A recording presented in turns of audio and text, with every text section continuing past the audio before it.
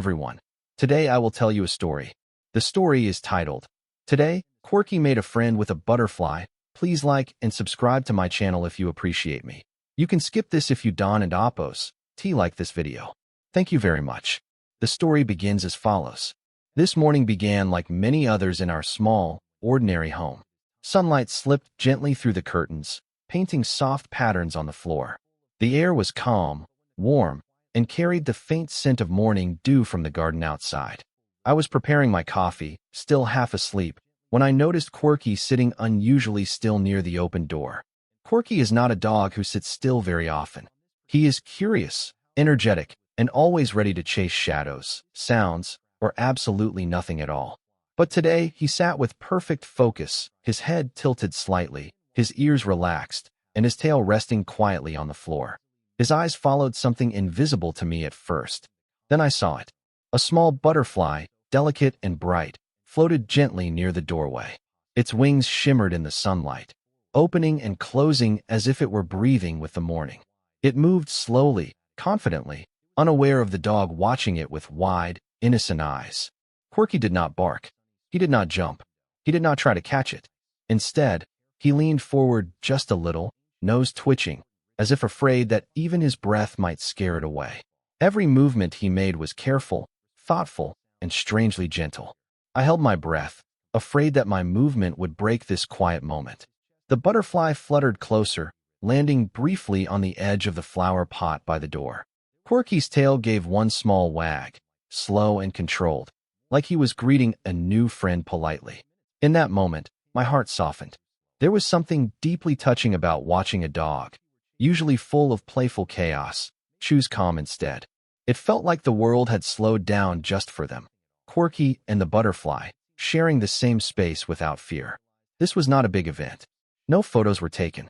No one else noticed. But somehow, it felt important. It felt like the beginning of a small story that would stay with me longer than I expected.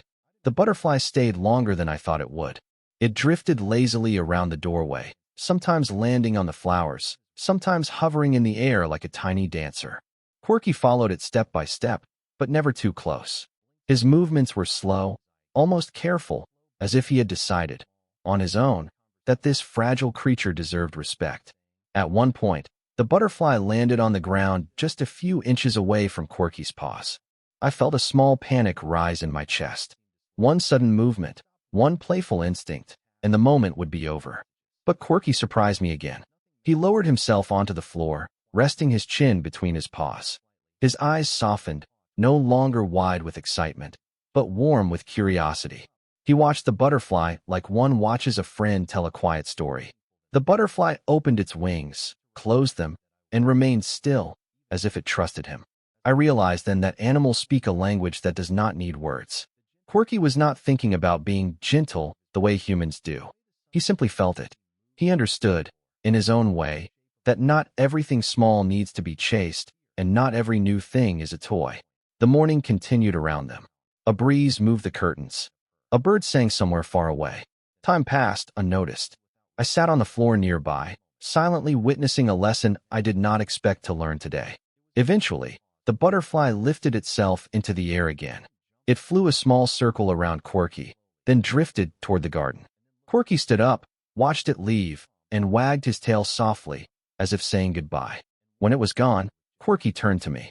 His eyes met mine, and in them I saw something familiar yet new, contentment. Not excitement, not disappointment, just a quiet happiness. He walked over and rested his head against my leg.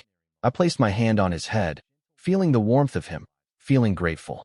In that simple moment, I understood that Corky had not just met a butterfly. He had taught me something about presence, patience, and kindness, without ever knowing he was teaching it all. Today, Corky's quiet friendship with a butterfly reminded me of something deeply important about modern life. We live in a world that moves too fast. We rush through moments, chase goals, react quickly, and often forget to slow down. In doing so, we sometimes miss the beauty that exists right in front of us. Corky did not try to control the moment. He did not demand attention or excitement. He simply stayed present.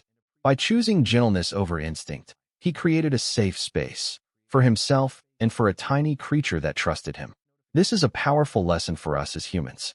In our daily lives, we encounter people, animals, and situations that are fragile in their own ways.